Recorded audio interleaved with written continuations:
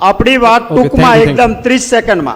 अच्छा, મારું એક કહેવું છે કે तालुका पंचायत ओके ठीक ठीक अभी तालुका पंचायत और जिला पंचायत की जब इलेक्शन होती है तब 10 दिन पहले ही कांग्रेस पार्टी जनरेट होती है. इलेक्शन खत्म हो जाता है, फिर कांग्रेस पार्टी के कार्यकर्ता कहाँ जाते हैं पता नहीं चलता.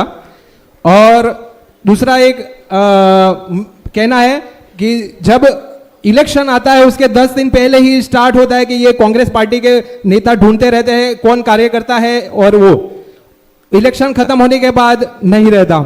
और एक बात और कहनी है मुझे. Thank you. एक ज बात बीजाना चांस में एक लास्ट बात है. और जिसको भी सर ने बोला है, राहुल गांधी जी ने बोला है कि जिसको टिकट मिलती है वो कहां से जनरेट हो जाते हैं, यानी जो कैंडिडेट सही है उसको टिकट मिलनी चाहिए. उसके हिसाब से मैं जहां से आता हूं, टीटोई गांव से आता हूं, वहां की दोनों तालुका पंचायत सीट कांग्रेस जीतती थी, एक जिला पंचायत सीट है वो जीतती थी. पर इस बार ये गए इलेक्शन में वो एक ही सीट आई और जिला पंचायत सीट भी चली गई. बराबर, तो उस पे हमें कांग्रेस पार्टी को काम करना चाहिए. Thank you sir, thank you. अब जो आपो તમારે ફર્સ્ટ રો એક, પછી બહેન એક, બસ લાસ્ટ. પહેલા અહીંયા આપો પછી બહેન. Thank you. सर जी, देवराज धाम के इस गांव मोड़ासा में राहुल जी आपका तहे दिल से हम पूरे अरवली जिला कांग्रेस समिति की ओर से आपके हार्दिक स्वागत करते हैं. सर, सब लोग सब कुछ जानते हैं.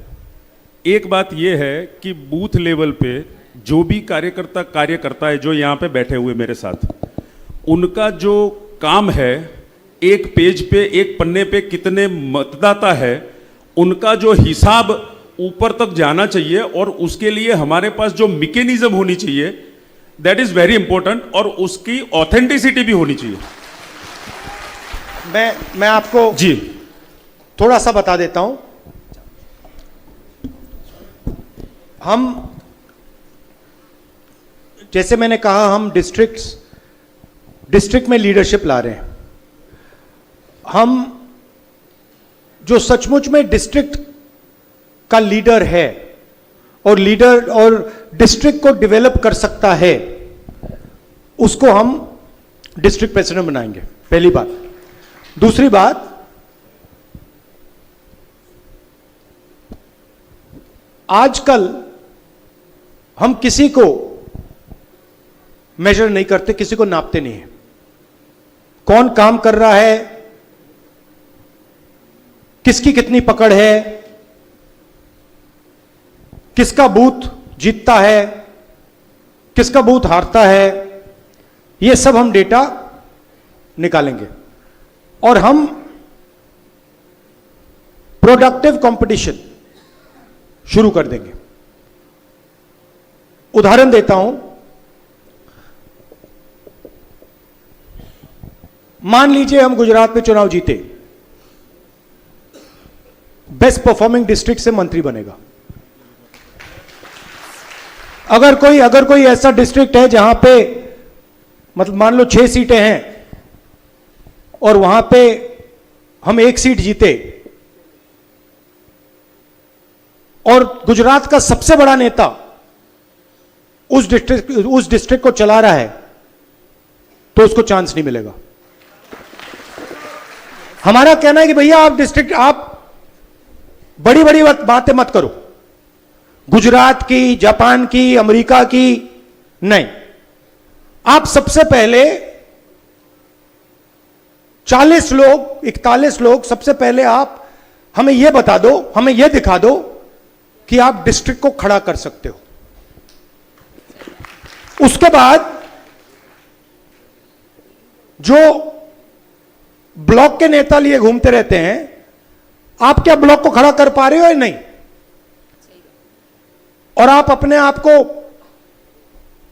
बहुत बड़ा नेता कहते हो. अच्छा भैया, आपका बूथ नंबर क्या है? आप वहां पे अहमदाबाद में बैठे हो, सीनियर नेता हो, गाड़ी में घूम रहे हो. अच्छा भैया एक बात बताओ, आप कहां रहते हो? अच्छा, आपका बूथ नंबर क्या है? अच्छा, उसमें वोट कितने मिले आपको? सीधी सी बात है. तो हम जो पार्टी को डेवलप कर रहा है उसको हम स्ट्रेंथ और पावर देना चाहते हैं। और जो टाइम जाया कर रहा है उसको हम कहना चाहते हैं भैया ठीक है आप बैठ जाइए, निर्णय आप नहीं लोगे। निर्णय जो कांग्रेस पार्टी को खड़ा कर रहा है, पॉलिटिकल पार्टी की परफॉर्मेंस क्या है, मेंबरशिप बढ़ रही है हां या ना, लोकल एजिटेशन है उसमें हमारे नेता भाग ले रहे हैं हां या ना, चुनाव हो रहे हैं जिला परिषद, लोकल बॉडी के इलेक्शन, विधानसभा, लोकसभा, उसमें हमारी वोट बढ़ रही है हां या ना। नापना तो बहुत आसान है। तो हम अब क्या कर रहे हैं, हम उन लोगों को चांस दे रहे हैं जिनमें लीडरशिप पोटेंशियल है और उनसे कह रहे हैं भैया आप चलाओ, मगर हम आपको नापेंगे। यह नहीं कि आप डिस्ट्रिक्ट प्रेसिडेंट बन गए और 5 साल के लिए आपसे कोई कुछ सवाल नहीं पूछ रहा। हम पता लगाएंगे कि भैया डिस्ट्रिक्ट की मीटिंग हो रही है, सिंपल सी बात है। अगर कोई व्यक्ति डिस्ट्रिक्ट की मीटिंग में नहीं आता है तो वो कांग्रेस पार्टी का चुनाव नहीं लड़ सकता, खत्म। करो जो करना है। हमें लिस्ट आएगी भैया ये लोग आए थे, ये लोग नहीं आए थे। अगर आप नहीं आ रहे हो डिस्ट्रिक्ट की मीटिंग में तो फिर आप एमएलए क्यों बनोगे, एमपी क्यों बनोगे? मतलब आपका कुछ लेना देना ही नहीं है संगठन से। तो हम ये गैप ब्रिज करना चाह रहे हैं और आपको जो काम करने वाले हैं आपके लिए आपके सामने दरवाजा खुलेगा और जो काम नहीं कर रहे हैं उनके सामने दरवाजा आस्ते आस्ते आस्ते आस्ते बंद हो जाएगा। तो ये आइडिया है।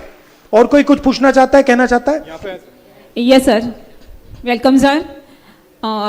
आप जैसे युवा नेता को चुनिए और सृजन में वडील वर्ग को रखिए। और बाद में मैं बोलती हूँ कि महिलाओं को ज़्यादातर महिलाओं को ऐड करने का सृजन दीजिए, क्योंकि महिलाओं यहाँ पे बहुत है। जिला ये अरवली जिला है, बहुत महिलाओं ऐसी है कांग्रेस पार्टी में, लेकिन उनको ऐड किया नहीं जाता और उनको जो मान सम्मान दिया जाता नहीं है, सो वो भी घर पे बैठी रहती है। हम यहाँ पे इतनी आई है और बहुत महिलाएं आपके दर्शन के लिए तरसती थी, लेकिन आज नहीं आ पाई। मैं बोलती हूँ कि महिलाओं को ज्यादातर ऐड कीजिए। Thank you so much. तो हमने डिसाइड किया है कि सोशल बैलेंस होगा। डिस्ट्रिक्ट प्रेसिडेंट्स में महिलाओं को जगह मिलेगी, हर कम्युनिटी को जगह मिलेगी। कुछ दिन पहले मैं गुजरात के डिस्ट्रिक्ट प्रेसिडेंट से मिला, शायद एक भी महिला नहीं थी। एक्सेप्टेबल ही नहीं है ये। 50% हमारी महिलाएं हैं और गुजरात के डिस्ट्रिक्ट प्रेसिडेंट्स में एक भी महिला नहीं है। एक्सेप्टेबल नहीं है। तो यह बदलाव आपको दिखेगा और हम चाहते हैं कि ज्यादा से ज्यादा महिलाएं पार्टिसिपेट करें। और कोई?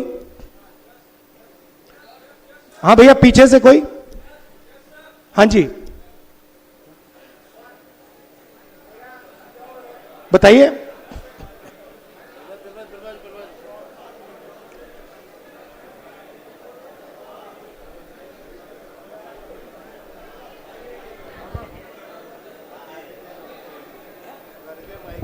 हेलो, मेरा सुझाव है कांग्रेस पार्टी का जो फंडिंग आता है, जो संगठन के लिए यूज नहीं हो रहा है, संगठन तक अपना जो पेमेंट्स होता है वो नहीं आ रहा है और जो संगठन के नीचे स्तर के लोग हैं उसको ताकत नहीं मिल रही है। तो उसके लिए जो मेरी विनती है कि अगर कार्यकर्ता के पैसे से ही पार्टी खड़ी करनी है तो कार्यकर्ता कितना पैसा डाल करेगा। 2002 से मैं पार्टी में काम करता हूं। मैं आपको जवाब देता हूं। इसके बारे में हमने सोचा है, डिस्कशन किया है। देखिए, चुनाव से पहले 3-4 महीने पहले कांग्रेस पार्टी कैंडिडेट्स को फाइनेंशियल सपोर्ट देती है। हमने निर्णय लिया है कि वो फाइनेंशियल सपोर्ट हम 3 महीने पहले ना दें। वो फाइनेंशियल सपोर्ट हम कॉर्पस फंड बना के डिस्ट्रिक्ट को पकड़ा दें। उसमें से आपको मंथली पैसा मिलेगा डिस्ट्रिक्ट को चलाने के लिए पैसा मिलेगा, मगर हम ये भी चाहते हैं कि हमारे जो डिस्ट्रिक्ट प्रेसिडेंट्स हैं, डिस्ट्रिक्ट के सीनियर नेता हैं, वो भी फंडिंग का काम करें, लोगों से फंड रेजिंग का काम करें, तो वो भी हम मेजर करेंगे। अब थोड़ा मुझे निकलना है क्योंकि कमर्शियल फ्लाइट है। आप सबका दिल से बहुत बहुत धन्यवाद, नमस्कार, जय हिंद। बहुत बहुत धन्यवाद सबका। हम लोग शांति रखेंगे और सब अपने अपनी जगह पर પોતાના સ્થાન ભાઈ ઉપર બધા જ પોતાના સ્થાન પર બેસી જજો। જિગ્નેશભાઈ મેવાણી અને જે આપના પ્રવેક્ષકો છે આપના સાથે વાત થોડી વાર કરશે, કરે ને? તો કોઈ આ હોલની બહાર નહીં જઈએ આપણે। શિવકુમારજી અને નિરીક્ષકો આપના સાથે થોડો ટૂંકો સંવાદ કરી લેશે। રાહુલજીની ફ્લાઇટ જમવાનું તમારો અવાજ સાંભળવા માટે એમનું રદ કરે છે। જમાડ્યા વગર આપણે એરપોર્ટ પહોંચવું પડે એવી સ્થિતિ થઈ ગઈ છે। આભાર માનું છું कि आपने खाना छोड़ा और हमारे लोगों को सुना, इसलिए आपका बहुत बहुत धन्यवाद। Thank you.